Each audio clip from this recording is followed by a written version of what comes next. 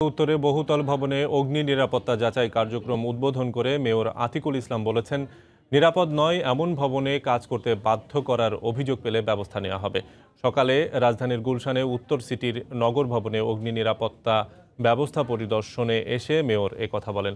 মেয়রের নেতৃত্বে নির্বাহী ম্যাজিস্ট্রেট সহ ফায়ার সার্ভিস ও বিশেষজ্ঞরা নগর ভবন পরিদর্শন করেন। পরে ইউনিমার্ট শপিং মল পরিদর্শনে যান তারা। এর আগে সংবাদ সম্মেলনে উত্তর সিটির মেয়র জানান, 20টি ভবনকে অগ্নি নির্বাপনের মডেল হিসেবে ঘোষণা করা হবে, যাতে পুরো ঢাকার সব ভবনে ওই মডেলে অগ্নি নির্বাপন ব্যবস্থা তৈরি করা যায়।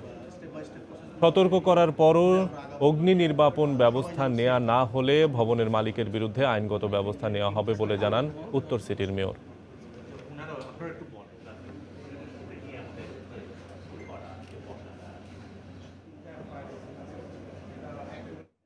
এমপ্লয়ি এবং এমপ্লয়ার সবাইকে অনুরোধ করব, আপনারা আপনাদের নিজের কর্মে যেখানে থাকবেন সেই জায়গাটা দেখে নেন, সেই জায়গাটা সেফ কি সেফ না। আমাদেরকে আপনারা ফোনের মাধ্যমে জানান, আমরা নিশ্চিত করে বলতে পারি যে যারা কমপ্লেন করবেন তাদের স্বার্থ রক্ষা করব, তাদের তথ্য গোপন রেখেই আমরা ওই বিল্ডিংগুলোতে ইমিডিয়েটলি আমরা আমাদের টিম পাঠাবো। এখানে বৈধ বিল্ডিংও আছে, অবৈধ বিল্ডিংও আছে, কিন্তু আমি মনে করি এই মুহূর্তে আমি দেখব হলো যে বিল্ডিংগুলোকে সেফটি আছে কিনা আছে ফায়ারের দিক দিয়ে।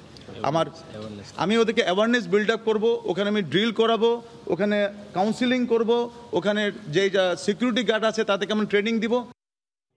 রাজধানীর উত্তরায় বহুতল ভবনে তথ্য সংগ্রহের কাজ করছে রাজুক। সেখানে আছেন রিপোর্টার রাশেদ বাপ্পি। সরাসরি চলে যাচ্ছি তার কাছে। বাপ্পি।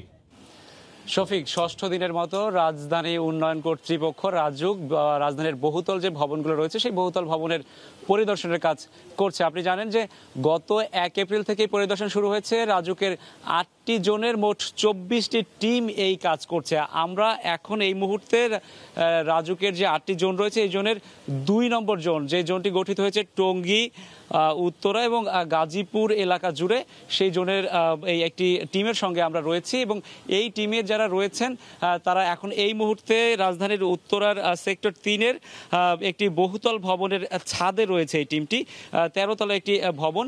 এই ভবনের ছাদ থেকে তারা দেখার চেষ্টা করছেন যে এই ভবন নির্মাণের ক্ষেত্রে যে তাদের যে নকশা ছিল সেই নকশার সঙ্গে এখনকার যে কাঠামো সেই কাঠামোর মিল রয়েছে কিনা, কোনো নিয়ম বহির্ভূত কোনো অবকাঠামো রয়েছে কিনা, একই সঙ্গে ভবনের যে জরুরি বহির্গমন যে পথ সেই পথ ঠিক আছে কিনা, আর একই সঙ্গে অগ্নি নির্বাপনের ব্যবস্থাপনা কতটুকু কার্যকর রয়েছে, এই বিষয়গুলি কিন্তু তারা দেখছেন।